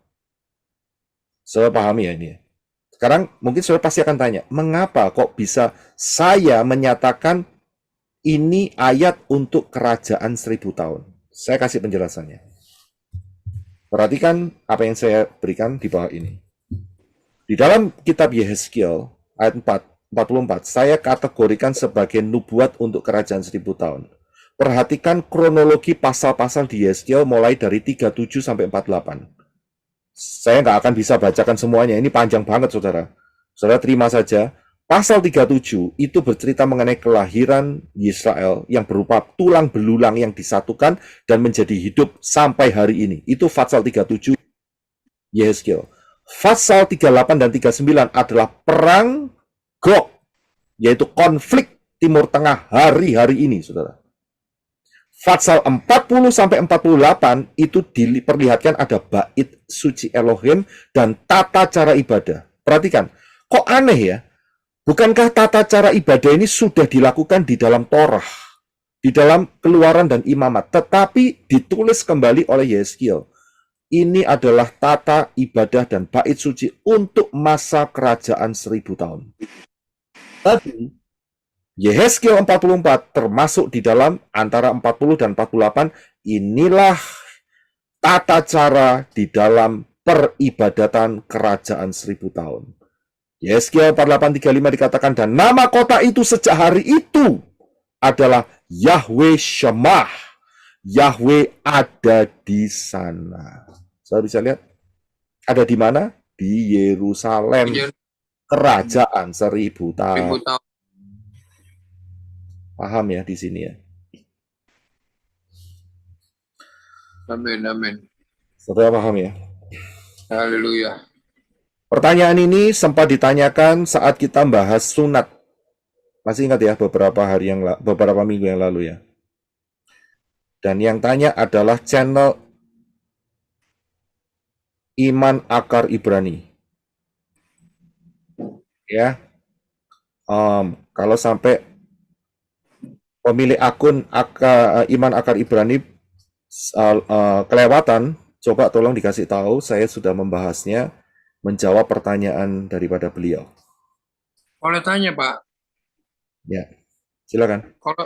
Kalau seandainya itu dalam fase ketiga ada yang belum disunat daging, Pak, berarti di fase ketiga itu harus sunat daging juga, Pak, karena kan dua-duanya harus berlaku lagi, Pak. Ya, di dalam fase ketiga kalau sampai mereka tidak sunat daging dan mereka terus menentang, maka hukum yang berlaku adalah dikeprok. Dan besi. Jadi dikeprok, Pak ya. Ya, dikeprok. Tadi jelas tahu ayatnya di Yehezkiel 44. Kenapa kamu membawa orang ke dalam baitku dengan tidak bersunat daging dan hati? Nah, lihat ayatnya di situ. Iya, iya. Makanya saya tanya itu, kalau yang belum disunat daging pada fase ketiga harus berarti itu wajib, Pak ya. Harus disunat daging. Terima kasih, Pak Udim. Yang melanggar keras hati, mau tetap masuk bait suci, karena ingat, di dalam kerajaan 1000 tahun, laki-laki harus menghadap Bapak Yahweh di eh, di perayaan apa? Sukot. Sukot. Ya, luar biasa. Saudara lulus semua nih. Ya, Sukot. Ya, saudara paham ya di situ ya. Jadi kalau ngadep Bapak Yahweh, Yeshua HaMashiach yang ada di Yerusalem, tidak disunat, dikepruk. Berarti Pak, Artinya kalau persiapan sunat dari sekarang boleh Pak untuk masuk fase ketiga Pak. Loh, kalau persiapan sunat sekarang lah berarti kepingin gak rapture loh ceritanya. Oh gitu ya. Salah Itu ya Pak ya. untuk itu nggak rapture itu Pak. Itu bukan yang rapture. Pak Budi terkecoh. Pak Budi Makanya aku bilang, Pak Budi. makanya aku bilang tadi itu orang yang kita perintah, kita ini ya. Kita Nah, saudara sunat sekarang untuk persiapan kerajaan 1000 tahun. Ya, saudara selfie dong dengan 666 dong ya. Saudara selfie ya. Kalau yang sudah terlanjur disunat sekarang Pak, sebelum sebelum rapture. Ya enggak apa-apa, ya sudah terlanjur. Gimana? tergantung Nggak motifnya Pak. diperbaiki ya sudah loh, namanya disunat ya diperbaiki ya gimana loh. Iya, masa disambung lagi Pak ya? Ya, iya makanya tidak mungkin loh. Yo. Aduh, jadi lucu Pak. Tergantung motivasi Pak untuk apa disunat. Jadi Kalau untuk kesehatan nggak Pak.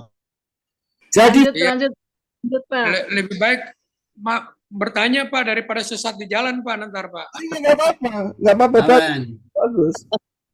Jadi fase kedua ini adalah sunat hati. Kenapa? Baik Pak. Karena yang di dalam Yeshua itu bukan laki-laki toh, juga perempuan. Nah, perempuan kedagingan enggak?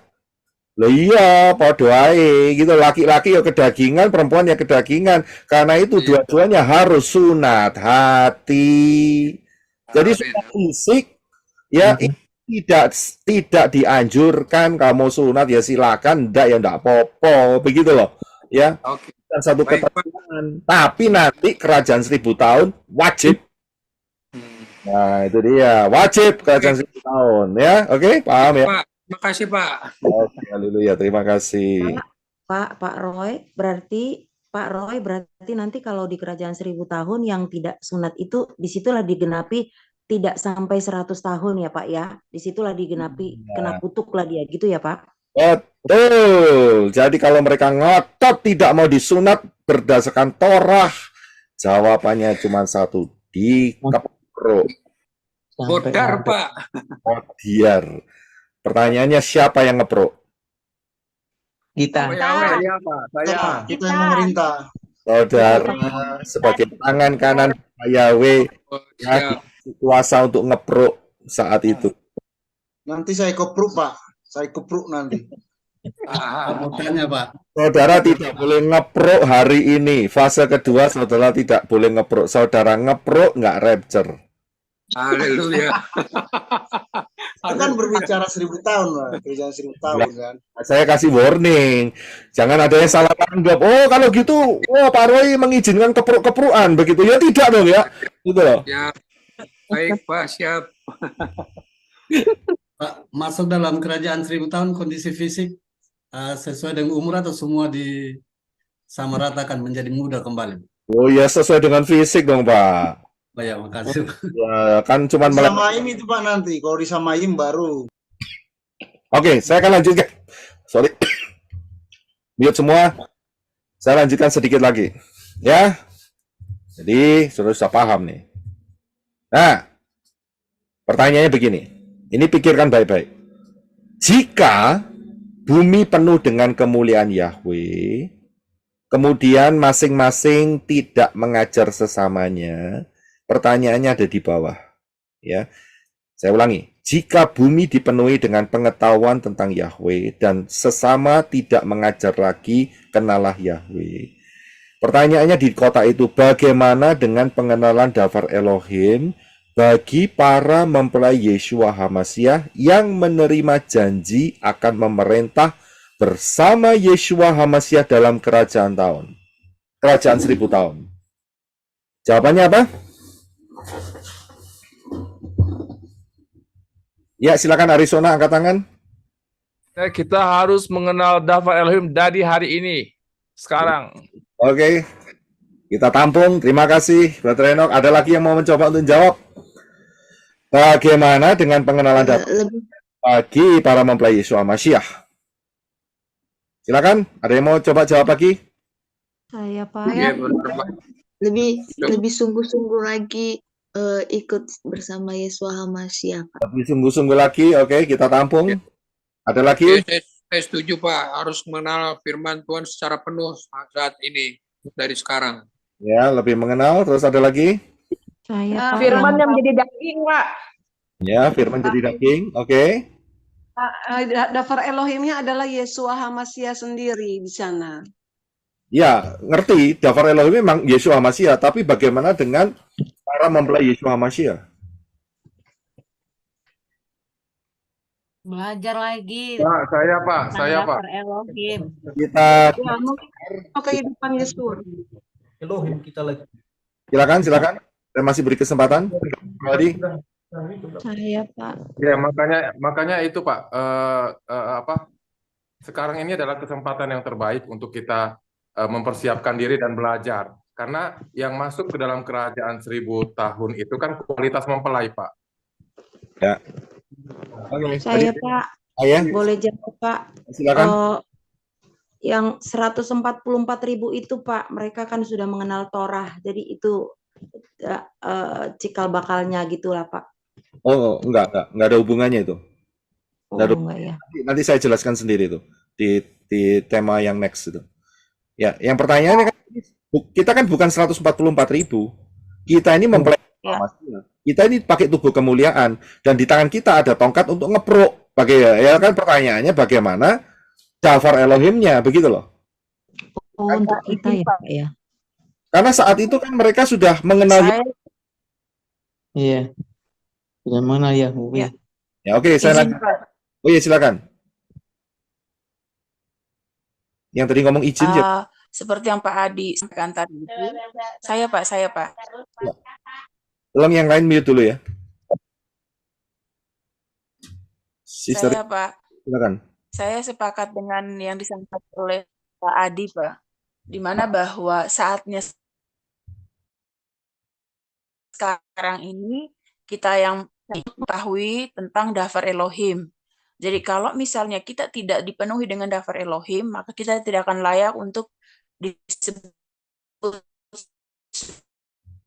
sebagai mempelai HaMashiach yang memerintah sama HaMashiach dan sekontak. Artinya saat kesempatan sekarang ini yang mesti kita harus benar-benar manfaatkan, Pak.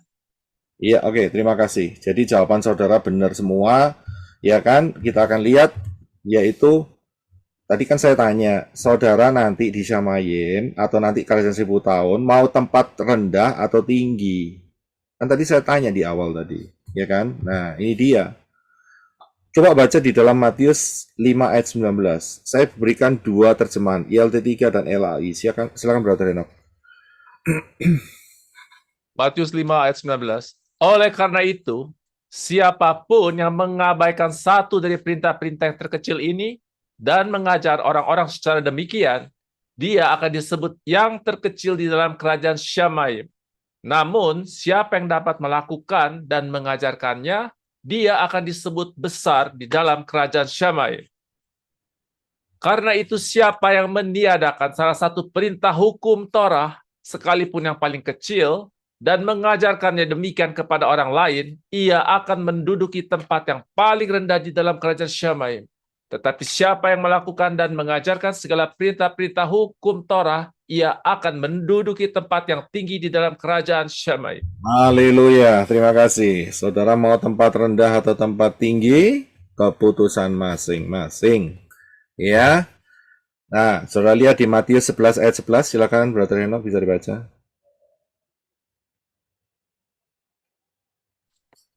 Sesungguhnya aku berkata kepadamu, di antara yang lahir dari seorang wanita tidak pernah tampil yang lebih besar daripada Yohanes Pembaptis, tetapi yang lebih kecil dalam kerajaan Shamayim lebih besar daripadanya.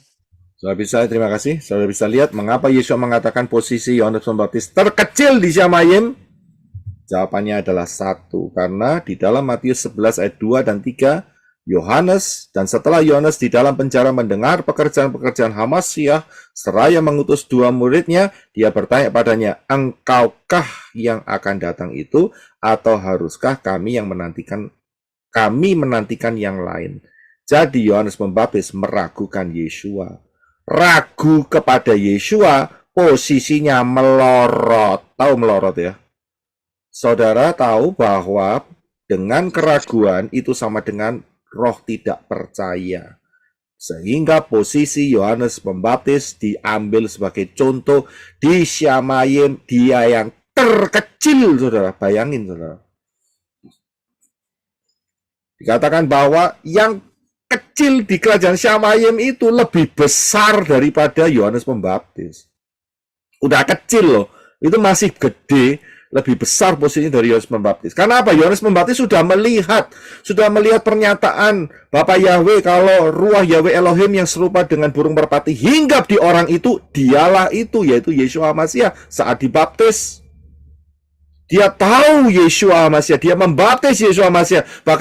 Bahkan Yohanes Pembaptis mengatakan, membuka tali kasutnya pun aku tidak layak. Biarlah dia semakin besar dan aku semakin kecil. Tapi saat Yohanes Pembaptis mengalami masalah, dia ragu kepada Yeshua. Sehingga posisinya melorot, saudara. Saudara bisa lihat di situ, banyak orang pada saat mengalami masalah di keluarga, di pekerjaan, di apapun, meragukan Yeshua. Melorot loh posisimu. Saudara bisa lihat, ragu, melorot posisinya. Terkecil, saudara. Nah, mau di tempat mana? Mau yang besar? Nah, saudara lihat. Kalau saudara, tadi katakan kan Matius tadi, ngajar yang salah atau motong yang salah, saudara posisi ini terkecil loh. Ngajarinnya keliru, jangan pede saudara dalam posisi yang tinggi. Hati-hati. Itu kan ayatnya di atas tuh tadi. Saya balik ya. Nih. Ya. Karena siapa yang meniadakan salah satu perintah Torah dan mengajar, wis ditiadakan, diajarin sisan. Berarti dia duduk di tempat yang paling rendah. Bisa lihat? Sudah ditiadakan, diabaikan, diajarkan lagi. Saudara bisa lihat? Nah, lihat ini posisi yang mengajarkan, apa itu namanya? Makannya setahun sekali. Berarti menempatkan posisi yang salah. Pengajarannya keliru. Ya jangan harap posisinya besar. Jelas dong ayatnya. Jadi kalau masih mau mengikuti pengajarannya seperti ini, ya si pengajar-pengajarnya terserah lah, itu urusannya Bapak Yahweh. Ya kan? Tapi saya mengfokuskan kepada yang diajar. Kasihan, saya bilang. Kalau mereka tetap ngotot, ya mau posisinya terkecil ya terserah, itu pilihan mereka. Tapi saya kasihan sama saudara. Saudara itu nggak ngerti apa-apa, dicekoin, kok dia diterima, begitu loh. Dan ujung-ujungnya sampai di Syamayim, loh kok posisiku terkecil ya, kamu ngikutin pengajaran sing keliru, ditiadakan. Ya posisimu kecil kalau ditiadakan, ya kan? Meniadakan Torah, diganti Torahe. Kita ini sudah ada di masa sesudah Yeshua, diganti kepada masa sebelum Yeshua. Ya, luar rencana nih. Bapak Yahweh sudah kepingin saudara taruh paling tinggi, melorot saudara, gara-gara pengajaran yang keliru. Jadi kalau masih mau mengikuti pengajaran seperti ini, jawabannya cuma 2. Saudara akan masuk di tempat terendah di Syamayim atau kandidat modiar. Ngerti maksudnya? 3M, Pak. Ngerti, Pak. Jadi kalau salah penempatan, berarti posisi bisa melorot. Saudara bisa lihat. Ya, paham di sini. Nah, ini posisinya bagaimana untuk menjawab pertanyaan di atas? Sebagai mempelai Yeshua HaMashiach. Saudara harus, ini masanya 2 tahun, ya kita ambil yang paling cepat 2 tahun ini, ya dengan pola Shemitah. Saudara harus memperlengkapi hidup saudara dengan Dafar Elohim. Saudara bisa lihat, karena ingat loh, Manusia fisik dalam kerajaan 1000 tahun mereka mengenal Yahweh. Nah, saudara aja nggak mengenal Yahweh, gimana saudara bisa mengikuti perintahnya Yahweh? Saudara bisa lihat, ya harus mempelai Yesus Masih harus lebih kenal gitu loh. Saudara lebih kenal dari orang-orang yang ada di dalam kerajaan 1000 tahun. Kenapa lebih kenal dengan Dafar Elohim? Karena di dalam hidup saudara ada ruah Yahweh Elohim yang ngajarin saudara kepada seluruh kebenaran. Begitu loh. Saudara, ya, kita paham ya? Jadi level saudara harus di atas fase 1 dan fase yang ketiga. Fase kedua ini adalah fase yang tertinggi. Tapi ingat, dalam fase kedua ini ada risiko, saudara. Yaitu risikonya ini, jangan ngikutin pengajaran yang salah. Melorot posisimu. Ya, nek cukup. Ya toh, berarti sudah di ujung ini untuk mau keluar dari Syamayim, begitu loh. Tahu ya untuk ya. Hampir keluar, ya. Yang paling parah apa? Ya modiar, mampus. Ya, Di emperan Syamayim. itu dia. Kita bisa lihat. Jadi jangan sampai posisinya ke arah di situ dan kemudian terjegal setan, akhirnya mati saudara karena cuma makan setahun sekali. Oke, haleluya, Bapak yang berkati. Kita hampir 6.000 tahun, entar lagi kita rapture. Saudara bisa siapkan untuk rapture ya. Berapa tahun ke depan pelajari mengenai Haikal 2026, jangan remehkan, waktunya akan dipersingkat sehingga kita semua orang-orang pilihan akan di rapture. Dan saudara tahu pengajaran mengenai rapture dipersingkatnya kapan? Buka pengajaran 1250 hari, 1335 hari ya. Kita bisa melihat dengan pola Shemitah, maka rapture akan bisa dilihat akan terjadi dengan pola Shemitah ya. Itu 2025 akhir atau 2026 awal ya. Masuklah dalam pintu yang benar untuk keselamatan, yaitu Yeshua Masih. Barang siapa berseru pada nama Yahweh akan diselamatkan. Masuk dalam baptisan pembaharuan, jangan cengkal-cengkal. Saudara tahu cengkal ya? Jangan keras kepala, ya. Jangan mengeraskan hati. Masuk dalam baptisan yang benar, dalam nama Yahweh, dalam nama Yeshua Masih, Ruah Yahweh Elohim, dan kemudian belajar Dafar Elohim, tinggalkan semua perayaan-perayaan pagan, berjalan dengan Yeshua Ruah Yahweh Elohim, ya, dan sampai masuk di dalam rapture. Siapa yang membutuhkan baptisan pembaruan sudah bisa screenshot. Ya, Bapak yang memberkati, saya akan bergabung dengan tim yang ada di Arizona. Dan kita akan masuk di dalam ruang tanya jawab. Haleluya. Ya, puji Bapak Yahweh, Bapak yang memberkati saudara sekalian. Haleluya.